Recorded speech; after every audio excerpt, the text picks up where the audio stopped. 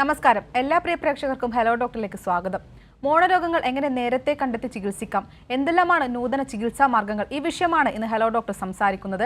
നമുക്കൊപ്പമുള്ളത് Thiruvananthapuram government dental കോളേജിലെ periodontics വിഭാഗം assistant professor doctor Anoop ആണ്. ഡോക്ടർ നമസ്കാരം. ഡോക്ടർ, മോണയുടെ ആരോഗ്യം സംരക്ഷിക്കേണ്ടതിന്റെ പ്രാധാന്യം എത്രത്തോളമാണ്? വായുടെ ആരോഗ്യം പൊതുവായ ആരോഗ്യസ്ഥിതിയുമായി അത് എങ്ങനെ ബന്ധപ്പെട്ടിരിക്കുന്നു? നമുക്കെല്ലാവർക്കും അറിയാം, പല്ലിനെ എല്ലിൽ താങ്ങി നിർത്തുന്നത് മോണയും ഉള്ളിലുള്ള അസ്ഥിയും കൂടെ ചേർന്ന് തന്നെയാണ്. അപ്പോൾ അതിൽ ആരോഗ്യക്കുറവുണ്ടായിരുന്നാൽ പല്ല് ഇളകാനും ആടിപ്പോകാനുമുള്ള സാധ്യതകളുണ്ട്.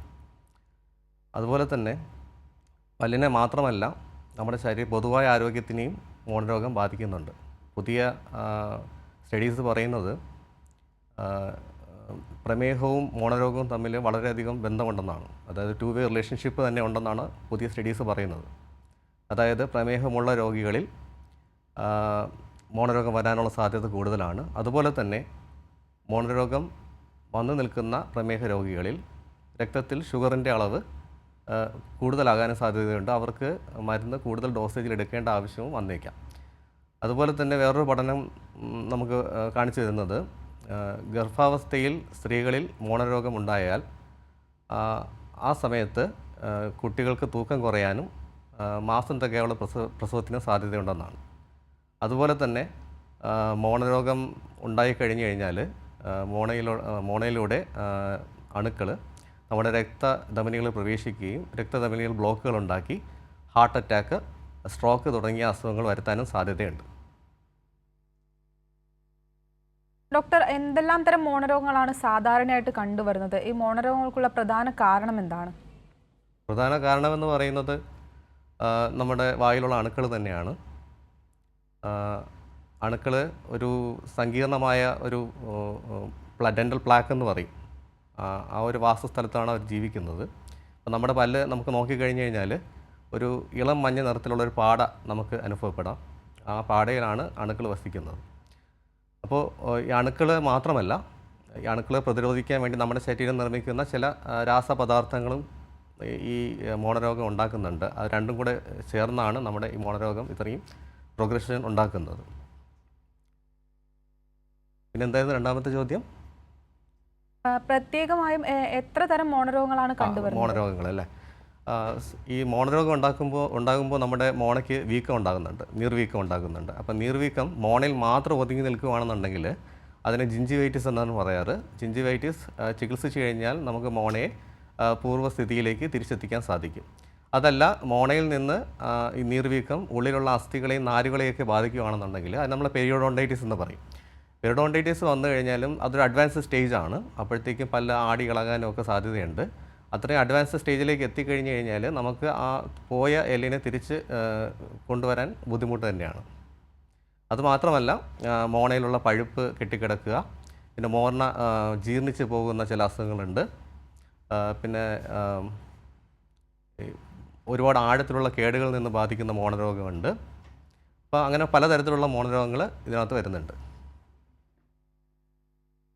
വ്യക്തമാണ് ഡോക്ടർ. മോണരോഗങ്ങൾ തടഞ്ഞ് മോണയുടെ ആരോഗ്യം നമുക്കെങ്ങനെ കാത്തു സൂക്ഷിക്കാൻ വേണ്ടി സാധിക്കും?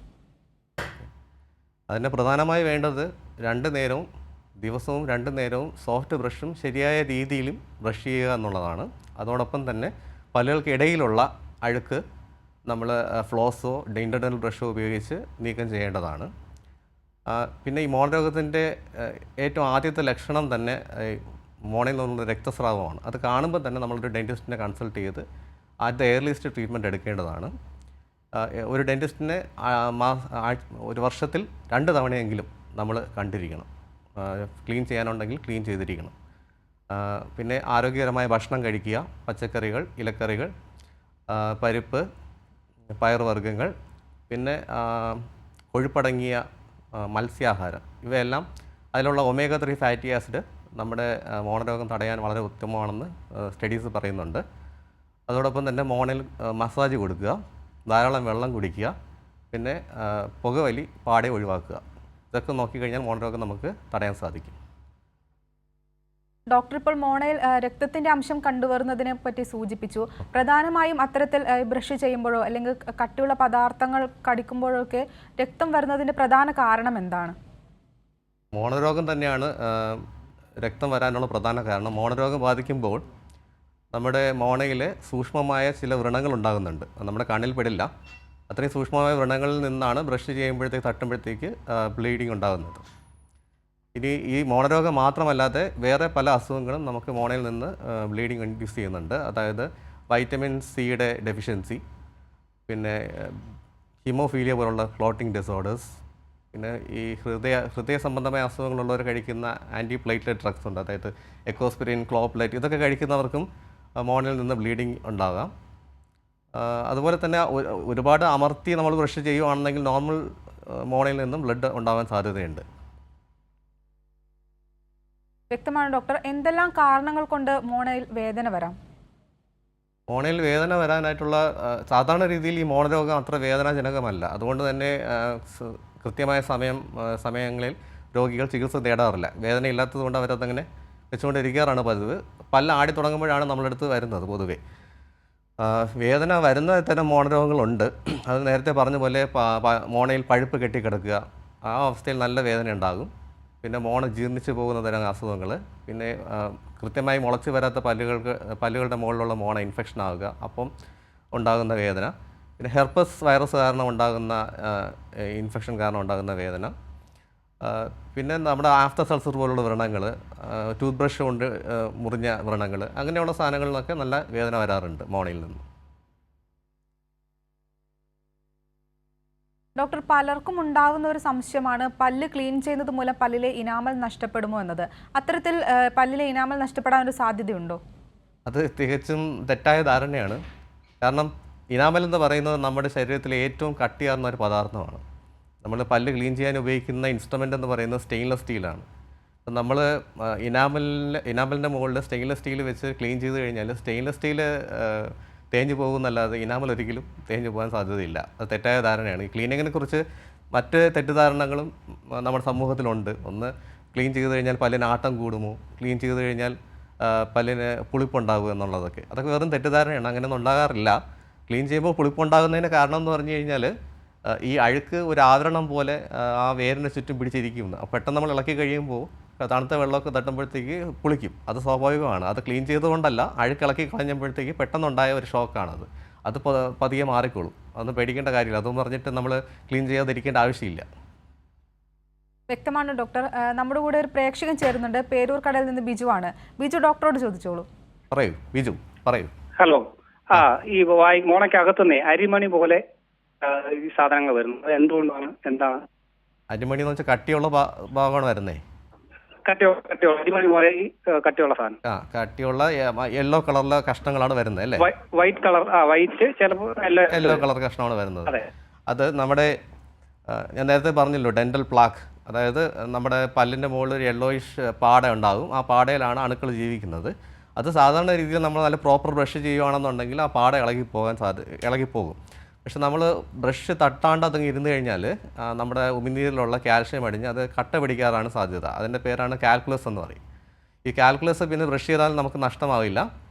അപ്പോൾ അതുകൊണ്ട് അന്ന് പ്രൊഫഷണൽ ക്ലീനിങ് തന്നെ ആവശ്യമാവും. നമ്മൾ ഡെൻറ്റിസ്റ്റിനെ കണ്ടു കഴിഞ്ഞാൽ അത് ക്ലീൻ ചെയ്താൽ മാത്രമേ പോകത്തുള്ളൂ. പക്ഷേ ഒരുപാട് ബൾക്കിയായിട്ട് വരുമ്പോൾ തനിയെ തന്നെ നമ്മുടെ ഹാർഡ് ഫുഡൊക്കെ കഴിക്കുമ്പോൾ തനിയെ തന്നെ പൊട്ടിപ്പോകാനുള്ള സാധ്യതയുണ്ട്. അങ്ങനെ പൊട്ടി വരുന്നതാണ് ഈ വായിൽ ഈ തരിതരിപ്പായിട്ട് വരുന്നത് കേട്ടോ. അത് പേടിക്കാനൊന്നുമില്ല. പ്രേക്ഷകന് വ്യക്തമായെന്ന് പ്രതീക്ഷിക്കുന്നു. ഡോക്ടർ, മോണയിലെ ക്യാൻസർ എങ്ങനെ നേരത്തെ തിരിച്ചറിയാം? സാധാരണ രീതിയിൽ മോണയിൽ അങ്ങനെ ക്യാൻസറസ് ലീഷൻ വരാറില്ല. വരുന്നെങ്കിൽ തന്നെ അതൊരു ബിനൈൻ ട്യൂമർ ആയിരിക്കും. അതായത് ശരീരത്തിൻ്റെ മറ്റു ഭാഗങ്ങളിലേക്ക് സ്പ്രെഡ് ചെയ്യാത്ത രീതിയിലുള്ള ഒരു ട്യൂമറായിരിക്കും വരുന്നത്. അത് ഒരിക്കലും ക്യാൻസറസ് അല്ല. സാധാരണ രീതിയിൽ വായിൽ ക്യാൻസർ വരുന്നത് നമ്മുടെ കവിളിലും നാക്കിൻ്റെ അടിഭാഗത്തുമൊക്കെയാണ് സാധാരണ രീതിയിൽ വായിൽ ക്യാൻസർ കണ്ടുവരുന്നത്. മോണയിൽ അങ്ങനെ ക്യാൻസറായിട്ട് വരാറില്ല. ഇനി വരുന്നെങ്കിൽ തന്നെ ഞാൻ നേരത്തെ പറഞ്ഞ പോലെ ബിനൈൻ ട്യൂമേഴ്സ് ആയിരിക്കും. അപ്പോൾ എന്തെങ്കിലും കട്ടിയുള്ള സ്വെല്ലിങ്സ് അല്ലെങ്കിൽ കട്ടിയുള്ള മാംസ കഷ്ണം പോലെങ്കിലും തോന്നിയാലോ, അല്ലെങ്കിൽ എന്തെങ്കിലും നിറവ്യത്യാസം ലൈക്ക് ചുവന്നതോ വെളുത്തതോ ആയ നിറവ്യത്യാസം കണ്ടാലോ ഉടനെ തന്നെ ഒരു ഡോക്ടറെ കൺസൾട്ട് ചെയ്യുക.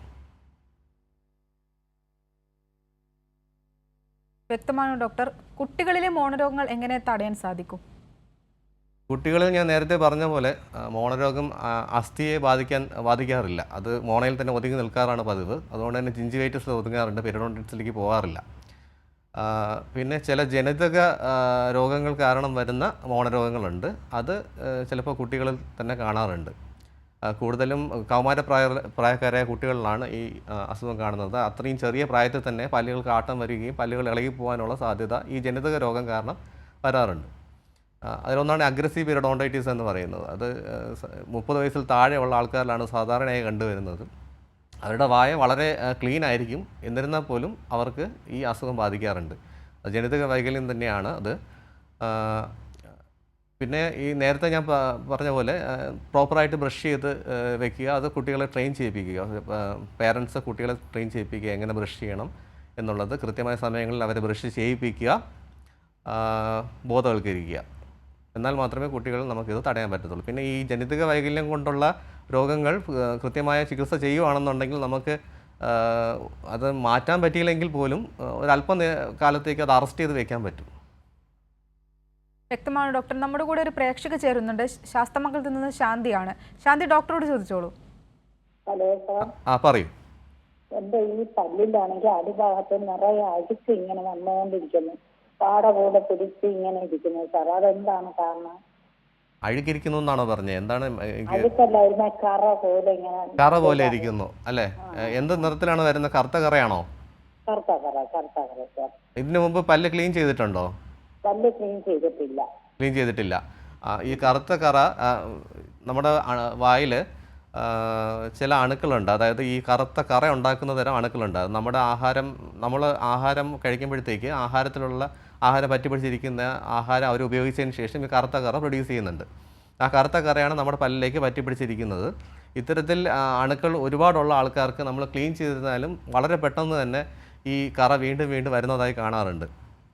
അപ്പോൾ ഇടയ്ക്കിടയ്ക്കുള്ള ക്ലീനിങ് മസ്റ്റായിട്ട് ചെയ്താൽ മാത്രമേ ഇത് നമുക്ക് ഒഴിവാക്കാൻ പറ്റത്തുള്ളൂ. പിന്നെ അത് കഴിഞ്ഞതിന് ശേഷം ഡോക്ടർ ഒരു പ്രത്യേകതരം പേസ്റ്റ് തരും. ആ പേസ്റ്റ് ഉപയോഗിച്ചാൽ മതി, അത് വരുന്നത് ഒരു പരിധിവരെ തടയാൻ പറ്റും. പ്രേക്ഷകർക്ക് വ്യക്തമായെന്ന് പ്രതീക്ഷിക്കുന്നു. ഡോക്ടർ, ഈ ഇത്തരത്തിലുള്ള മോണരോഗങ്ങൾ വായിലെ ദുർഗന്ധത്തിന് കാരണമാവുന്നുണ്ടോ? ഈ ദുർഗന്ധത്തിനുള്ള ചികിത്സ എന്താണ്? വായിൽ ദുർഗന്ധം വരാനായിട്ട് നമുക്ക് 2 രീതിയിലുള്ള കാരണങ്ങൾ തരംതിരിക്കാം. ഒന്ന് വായിൻ്റെ ഉള്ളിൽ തന്നെയുള്ള കാരണങ്ങൾ, അതല്ലാതെ വായുടെ പുറത്തുള്ള കാരണങ്ങൾ. വായുടെ ഉള്ളിലുള്ള കാരണങ്ങൾ എന്ന് പറഞ്ഞാൽ അതിൽ ഏറ്റവും ഇമ്പോർട്ടൻ്റ് കാര്യം എന്ന് പറയുന്നത് നമ്മുടെ നാക്കിലുള്ള അഴുക്കാണ്. പലരും നാക്ക് വഴിക്കാറില്ല, അല്ലെങ്കിൽ നാക്ക് ക്ലീൻ ചെയ്യാറില്ല.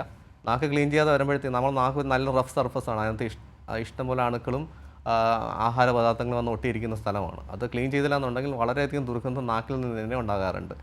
അതുപോരാഞ്ഞിട്ട് കേടായിട്ടിരിക്കുന്ന പല്ലുകൾക്കകത്ത് ഫുഡ് സ്റ്റക്കായിട്ട് അങ്ങനെയും അവിടെ നിന്ന് അഴുകിയ ദുർഗന്ധം വരാറുണ്ട്. പിന്നെ ഈ പറഞ്ഞ പോലെ മോണരോഗം കൊണ്ടും നല്ല സ്മെല്ല് വരാറുണ്ട്.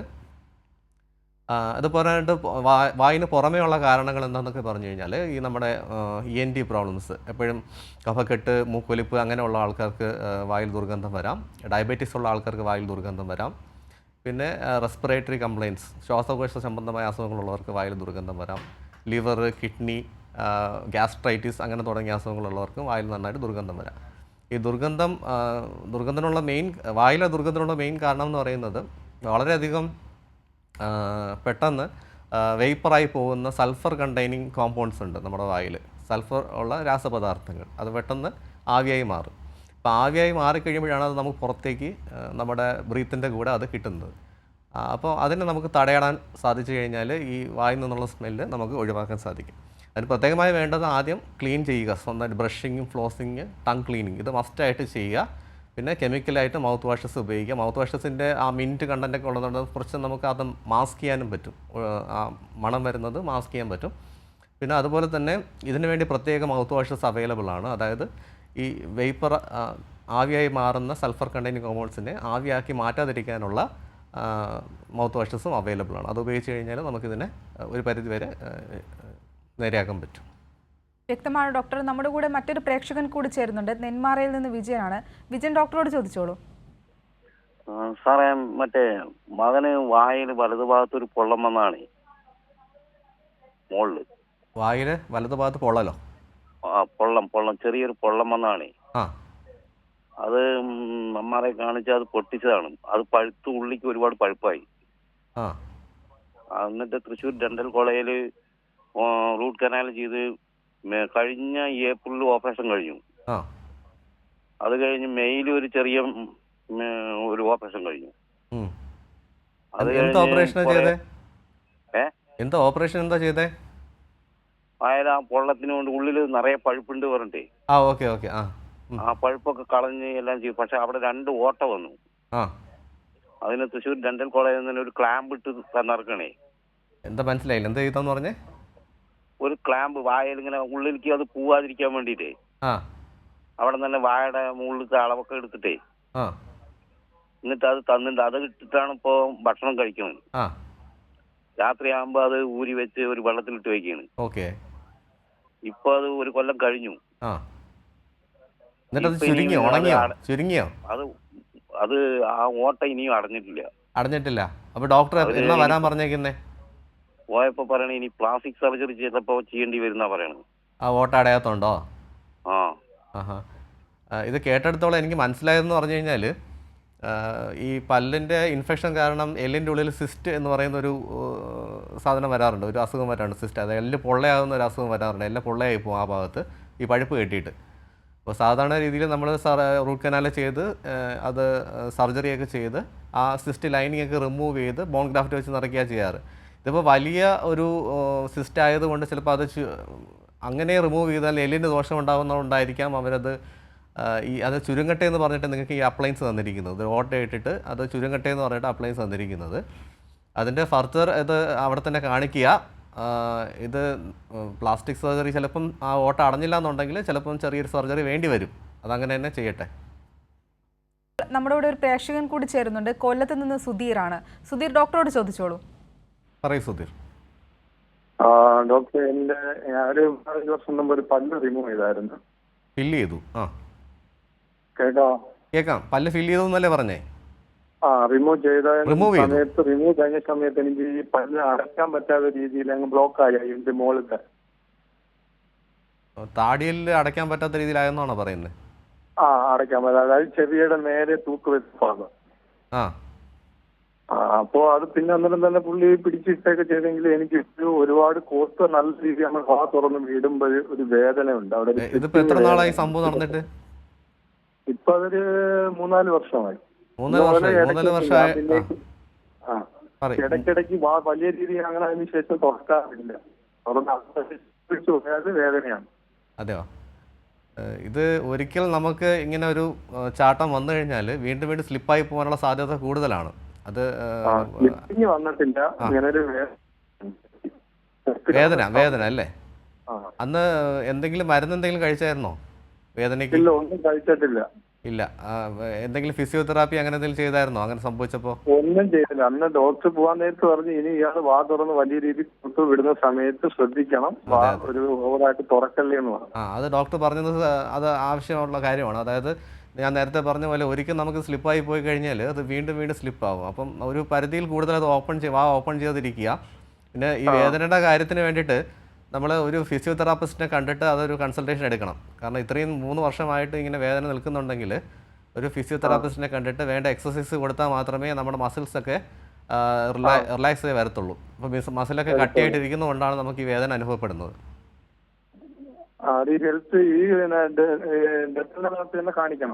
അതെ. ഫിസിക്കൽ റീഹാബിലിറ്റേഷൻ സെന്ററിൽ കാണിക്കുക. ശരി. പ്രേക്ഷകന് വ്യക്തമായെന്ന് പ്രതീക്ഷിക്കുന്നു. ഡോക്ടർ, പലർക്കും അനുഭവപ്പെടുന്ന ഒരു കാര്യമാണ് പല്ലുപുളിപ്പ്. പല്ലുപുളിപ്പിന്റെ കാരണം എന്താണ്? അതുപോലെ ഇതെങ്ങനെ ചികിത്സിച്ച് ഭേദമാക്കാൻ സാധിക്കും? പല്ലുപുളിപ്പിനുള്ള കാരണം പല്ലിലെ തേയ്മാനവും പല്ലിലെ കേടും പല്ലിലുണ്ടാകുന്ന പൊട്ടലുകളുമാണ്. അപ്പോൾ അതിന് സാധാരണ രീതിയിൽ ചെറിയ പുളിപ്പാണെന്നുണ്ടെങ്കിൽ നമുക്ക് ഡീസെൻസിറ്റൈസിങ് ടൂത്ത് പേസ്റ്റുകൾ, മൗത്ത് വാഷുകൾ, വാർണിഷുകൾ ഇതൊക്കെ വെച്ചിട്ട് നമുക്ക് അതിനെ തടയാൻ സാധിക്കും. പക്ഷേ ഒരുപാട് നമുക്ക് സഹിക്കാൻ പറ്റാത്ത രീതിയിലുള്ള പല്ലുപുളിപ്പാണ്, നല്ല വേദന പോലത്തെ പല്ലുപുളിപ്പാണെന്നുണ്ടെങ്കിൽ നമുക്ക് ഒരു കുറച്ച് കൂടുതൽ അഗ്രസീവായിട്ടുള്ള ട്രീറ്റ്മെൻറ്റ്സ് ചെയ്യേണ്ടി വരും. അത് കേടുകളൊക്കെ അടച്ചു വയ്ക്കുക, അത് തേയ്മാനം അടച്ചു വയ്ക്കുക, ചിലപ്പോൾ റൂട്ട് കനാൽ ട്രീറ്റ്മെൻറ്റ് തന്നെ വേണ്ടി വന്നേക്കാം. വ്യക്തമാണ് ഡോക്ടർ. ഈ മോണരോഗങ്ങൾ നമുക്ക് എങ്ങനെ നേരത്തെ കണ്ടെത്തി ചികിത്സിക്കാൻ സാധിക്കും? അതുപോലെ നൂതന ചികിത്സാ മാർഗങ്ങൾ എന്തൊക്കെയാണ്? മോണരോഗത്തിന് ഞാൻ നേരത്തെ പറഞ്ഞ പോലെ അതിൻ്റെ ആദ്യത്തെ ലക്ഷണം എന്ന് പറയുന്നത് മോണയിൽ നിന്നുള്ള രക്തസ്രാവമാണ്. നമ്മൾ പല്ല് തേക്കുമ്പോൾ മറ്റുമൊക്കെ തുപ്പുമ്പോൾ നമുക്ക് മനസ്സിലാവും, പല നിറച്ച് ബ്ലഡ് ആയിരിക്കും. സാധാരണ രീതിയിൽ ആദ്യം അത് അത്ര വകവയ്ക്കാറില്ല. പിന്നെ അത് മൂർച്ഛിച്ച് ഞാൻ നേരത്തെ പറഞ്ഞ പെരിഡോണ്ടിറ്റി സ്റ്റേജിൽ, അത് അഡ്വാൻസ് സ്റ്റേജിൽ എത്തിക്കഴിഞ്ഞ് പല്ലിന് ചെറിയ അനക്കം വരുമ്പോൾ മാത്രമാണ് ഡോക്ടറെ കാണുന്നത്. അങ്ങനെ ചെയ്യാണ്ട് രോഗലക്ഷണം ആദ്യം കാണുമ്പോൾ തന്നെ നമ്മളത് ഡോക്ടറെ കൺസൾട്ട് ചെയ്ത് ചെയ്യേണ്ടതാണ്. ഒരു ഡോക്ടറെ കൺസൾട്ട് ചെയ്യുമ്പോൾ ആദ്യഘട്ടമായി ആ ഡോക്ടർ ചെയ്യുന്ന ട്രീറ്റ്മെൻറ്റ് എന്ന് പറയുന്നത് പല്ല് ക്ലീൻ ചെയ്തെടുക്കുക എന്നുള്ളത്. അഴുക്ക് മൊത്തം റിമൂവ് ചെയ്യുക, ക്ലീൻ ചെയ്തെടുക്കുക. പിന്നെ അനക്കമുള്ള പല്ലുകളെല്ലാം അടുത്തിരിക്കുന്ന ബലമുള്ള പല്ലിലേക്ക് കൂട്ടി ഒട്ടിക്കുക.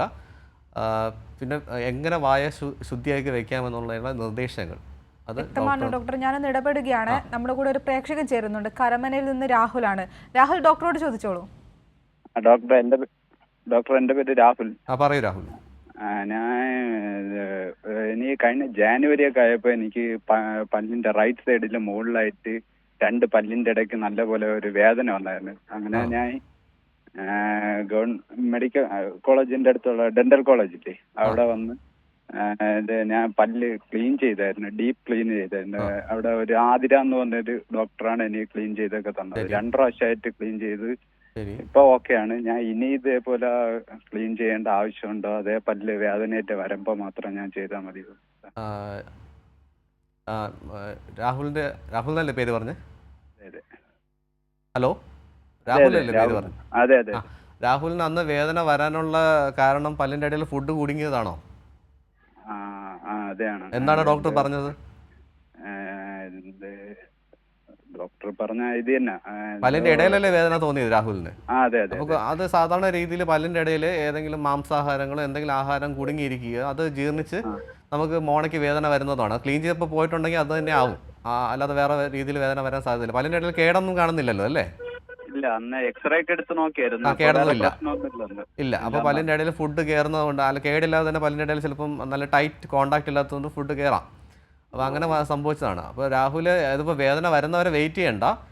രാഹുലിന് ഇത് ഫുഡ് കയറുമ്പോൾ തന്നെ രാഹുൽ വീട്ടിൽ വെച്ച് തന്നെ ഫ്ലോസ് അങ്ങനെയുള്ള സാധനങ്ങൾ അത് ഡോക്ടർ പ്രിസ്ക്രൈബ് ചെയ്തിട്ടുണ്ടാവുമല്ലോ അല്ലേ? അത് പറഞ്ഞിട്ടുണ്ട്. ഫ്ലോസ് ഉപയോഗിച്ച് അത് നൂല് പോലത്തെ സാധനം ഇല്ലേ, ആ ഫ്ലോസ് ഉപയോഗിച്ച് അത് ക്ലീൻ ചെയ്ത് വയ്ക്കുക. ഫുഡ് ഫ്രഷ് ഫുഡ് അന്നത്തെ ദിവസത്തിന് അന്നത്തെ തന്നെ റിമൂവ് ചെയ്യുക, പിറ്റേ ദിവസത്തേക്ക് വെച്ചേക്കരുത്. അത് പഴകി കഴിഞ്ഞ് കഴിഞ്ഞാൽ നമുക്ക് ഈ ബുദ്ധിമുട്ടുണ്ടാകുക. പിന്നെ റെഗുലറായിട്ടുള്ള 6 മാസം കൂടുമ്പോഴുള്ള ചെക്കപ്പ് എന്തായാലും വേണം. 6 മാസം കൂടുമ്പോൾ ഡോക്ടറെ കാണുക, അഴുക്കുണ്ടെങ്കിൽ ക്ലീൻ ചെയ്യിപ്പിക്കുക. ശരി, ഓക്കെ ഡോക്ടർ. പ്രേക്ഷകന് വ്യക്തമായെന്ന് പ്രതീക്ഷിക്കുന്നു. പ്രേക്ഷകന് മുന്നേ ഡോക്ടർ നൂതന ചികിത്സാ മാർഗങ്ങളെ കുറിച്ചാണ് പറഞ്ഞുകൊണ്ടിരുന്നത്. ഡോക്ടർക്ക് തുടരാം. അതെ, അപ്പോൾ നമ്മൾ ആദ്യഘട്ടമായി ചെയ്യുന്ന ട്രീറ്റ്മെൻറ്റ് എന്ന് പറയുന്നത് പല്ല് ക്ലീൻ ചെയ്ത് ഉള്ള അഴുക്കുകളൊക്കെ റിമൂവ് ചെയ്യുക എന്നുള്ളതാണ്. അതിനുശേഷം പല്ല് ആടിയിരിക്കുന്ന പല്ലുകൾ നല്ല ബലമുള്ള പല്ലിലേക്ക് ഉറപ്പിച്ച് വയ്ക്കുക, ഒട്ടിച്ചുറപ്പിച്ച് വയ്ക്കുക. അതോടൊപ്പം നമ്മുടെ പല്ലുകളിൽ വായിൽ എവിടെയെങ്കിലും ആഹാര സാധനങ്ങൾ കുടുങ്ങാനോ സാധ്യതയുള്ള സ്ഥലങ്ങളൊക്കെ ഒഴിവാക്കുക, മാക്സിമം ഒഴിവാക്കുക എന്നുള്ളതാണ് ആദ്യഘട്ടത്തെ ട്രീറ്റ്മെൻറ്റ്. പിന്നെ നിർദ്ദേശങ്ങളും കൊടുക്കും, എങ്ങനെ വായ ശുചിയാക്കി വയ്ക്കാമെന്നുള്ള നിർദ്ദേശവും രോഗികൾക്ക് കൊടുക്കാറുണ്ട്. പിന്നെ കൃത്യമായ ഇടവേളകളിൽ രോഗിയെ പുനഃപരിശോധിക്കാറുണ്ട്. അവർ എത്രത്തോളം നന്നായി നമ്മുടെ നിർദ്ദേശം അനുസരിച്ചിട്ട് അവരുടെ വായ വൃത്തിയായി വയ്ക്കുന്നു എന്നുള്ളത് നമ്മൾ പരിശോധിക്കും. അത് കഴിഞ്ഞതിന് ശേഷം മാത്രമേ സർജറിയിലേക്ക് പോകത്തുള്ളൂ. നന്നായിട്ട് വൃത്തിയാക്കി വെക്കുന്ന പേഷ്യൻസിനെ മാത്രമേ സർജറി ലെവലിലേക്ക് നമ്മൾ കൊണ്ടുപോകാറുള്ളൂ. കാരണം അവരിൽ അങ്ങനെയുള്ള ആൾക്കാരിൽ സമയക്കുറവ് മൂലം ഞാനൊന്ന് ഇടപെടുകയാണ്. മോണരോഗങ്ങൾ എങ്ങനെ നേരത്തെ കണ്ടെത്തി ചികിത്സിക്കാം എന്നതിനെ കുറിച്ചാണ് ഹലോ ഡോക്ടറിൽ സംസാരിച്ചത്. നമുക്കൊപ്പം ചേർന്നത് തിരുവനന്തപുരം ഗവൺമെന്റ് ഡെന്റൽ കോളേജിലെ പെരിയോഡോണ്ടിക്സ് വിഭാഗം assistant professor doctor Anoop S ആണ്. ഡോക്ടർ നന്ദി. Thank you. ഹലോ ഡോക്ടറിന്റെ ഇന്നത്തെ സമയം ഇവിടെ അവസാനിച്ചിരിക്കുകയാണ്. നമസ്കാരം.